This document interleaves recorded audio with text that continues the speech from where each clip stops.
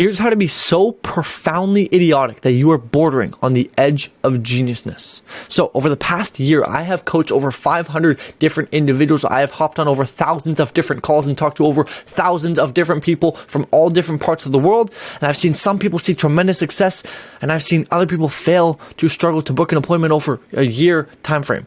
And so I question myself on how do some of these people get such incredible results while others fail to even see a bit of success. And I look back internally and I looked at my teaching styles, my philosophies, some of the things that I hold near and dear to my heart, and the way that I preach. And I understood that how I teach, how I operate, forms around a simple concept, a beautiful art. It's called simplicity. And I understood that there is this scientific data set, which is called the IQ bell curve, okay? Which simply put, it plots everybody's IQ on this chart of data, and if you take everybody's IQ, the average person will end up in the middle here, and then you get the outliers of the super intellectual individuals in this world, and you get the outliers of the super idiotic people in this world, okay? And so most people end up in the middle. And there's this famous, sort of philosophy, which is that the idiotic individuals and the super intellectual individuals come out to the absolute same conclusions when it comes to dealing with a certain difficult task. And so by you just being profoundly stupid, you may be bordering on the edge of geniusness without you even knowing it. I want to share that with you today on how you can be more stupid to be more genius, and how you can use that to make more money, and why some people fail to see success because they let themselves get in their own head and they get in their own way, and some quotes by Steve Jobs and Albert Einstein. So let's look at this, okay? Out of the people that I coach, there's oftentimes fundamentally only two ways that your company makes more money in the B2B online business space, which is you make your current customers worth more, or you get more customers. As simple as that. And so I ask everybody that I coach, and I ask them, well, hey, if those are the only two ways you make more money and you have no current clients, then what should we be doing? And they almost all tell me in some way, shape, or form, I need to get my offer in front of more people. Great. Okay, so we need to cold email, cold call, cold door knock, cold whatever you want. Okay, it doesn't matter. You need to get your offer in front of more people. And so oftentimes I tell them that, well, listen, in your specific scenario with the people I work with, more often than not, going to cold call is by far the best thing you can do, right? According to statistical inference principles, right? Which is not some sort of biased emotional decision, but it's based on logical data-backed decision, which is that cold calling statistically gets you the quickest results when you want to scale your company, when you're just starting out from absolutely nothing in your online B2B space. Get more about that in a different video. So I tell them this, you have to go cold call. And the majority of people respond with the middle guy because that is the average individual. There are some absolutely retarded people who say what the guy on the left says, and there's some absolutely intellectual genius people who say what the guy on the right says. So let's go through those three different scenarios and let's talk about the outcomes that they get. So the guy on the left goes, okay, I will go cold call, and he goes cold call. Okay, great. The guy on the right says, well, Stefan, from a probabilistic perspective, contacting more people directly increases the likelihood of securing appointments, supported by statistical inference principles. So I'll just go call more people. I say, great, awesome, you go call more people. The guy in the middle goes, well, I would love to cold call more people, but Stefan, I need to set up my cold caller predicted dialer, 9,000, hire 70 A's, get 10 lead scrapers, and get them verified, and then build a website in case they ask, and tweak my script, and send it to a copywriter, and get testimonials, and set up goal level indoctrination sequences, practice sales, launch service delivery, otherwise it won't buy. Maybe then I can cold call. That's what they say. They go through all these lists of this, boom, boom. It's like they're Santa's wish list of excuses of this. And guess what? 3 months down the line, they still haven't set this up. They still haven't made a dial. While the guy on the left has now closed clients because he's called people. The guy on the right has closed clients because he's called people. And the guy in the middle is still setting up his goal level indoctrination sequence for the prospect who might show. Crazy, hey? Crazy.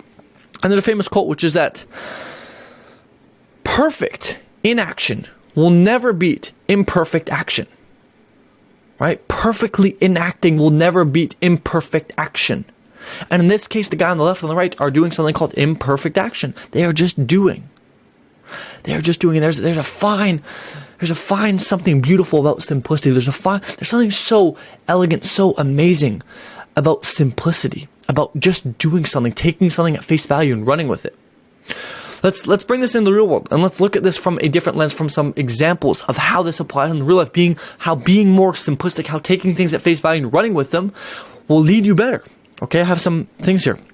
Let's talk about going to the gym, getting bigger. Okay, let's say you want to go, you want to get a bit more jacked, put on some more pounds. Okay, simple. So if you wanted to get bigger, if you were a complete idiot, what would you say? Comment it down below. Let me know. Let's chat. You'd probably say something along the lines of, well, I would go to the gym and lift weights. Okay, fair enough. What would the absolutely intellectual genius say? Well, he'd probably give you some scientific data reference points, and he'd probably say something like, I would go to the gym and recover well. What would the guy in the middle say? The guy in the middle would say, well, if I buy this supplement and then go work out at this time with this program and do this weight training session with this amount of time and that amount of recovery and eat this exact food and then get on this program with that coach and that at this place and do this kind of recovery mechanisms and then you watch this YouTube video and read that book, maybe then I'll get ripped. Who do you think actually gets in shape? The guy who goes, well, I guess I gotta go work out and recover, or the guy who does all these profoundly intricate, complex things? You tell me. Let's look at another one, okay? Let's say if you want to get from point A to point B, right? You were walking to your friend's house, and you're here, and your friend's house is here, okay? The idiot would say, well, if I want to get to my friend's house, I would probably just have to go walk there. Okay, I'll walk. The profoundly, super smart guy would be like, well, if I want to get from my friend's house to this guy's house, I would have to go walk. Or drive, whatever the case is. The guy in the middle will go, well, I'd have to probably plan out when I'm going to go and then look out for the weather and then wear my certain boots and then call to make sure he's there. But then I got to check with my mom to make sure it's okay. And then then I should probably go check to make sure that the roads aren't closed. Then you starting to pick on here, right? You starting to catch on? Give me another. What about cooking recipes, right? Imagine if the idiot was told, man, you got to go make bread. Okay, make bread. Bread consists of, I don't know, flour, eggs, and something else. The profoundly smart guy would already know, to make bread, I have to do this, boom, make the bread. The guy in the middle would start researching recipes and start throwing in, well, maybe if I had a slice of salt and a bit of cornstarch and a hint of chocolate and maybe a bit of vanilla and then maybe we'll add a bit of brown sugar, right? Then I'll get this perfect bread and they end up with a load of shit. You ever tried making a recipe where you added a bunch of stuff together but it didn't turn out very well? That's what happens when you try and add a bunch of different things into a system. Right? A bunch of complex things into a system and you make it work harder than it should and it ends up operating less than it should. Let's look at some quotes, some beautiful quotes, and let's wrap it up, okay? Steve Jobs, we all know Steve Jobs, right? So he says, simplicity is the ultimate sophistication. It takes a lot of hard work to make something simple, to truly understand the underlying challenges and come up with elegant solutions. It is not just minimalism or the absence of clutter. It involves digging through the depth of complexity to be truly simple. You have to go really deep. You have to deeply understand the essence of a product in order to be able to get rid of the parts that are not essential. Beautiful. Absolutely beautiful. Let's look at one more from Albert Einstein, one of the smartest, most intellectual individuals of our lifetime. Any intelligent fool can make things bigger and more complex. But it takes a touch of genius and a lot of courage to move in the opposite direction towards simplicity. Anybody can make things more complex than it needs to be, right? More extravagant, crazier, all these things. Anybody could do that.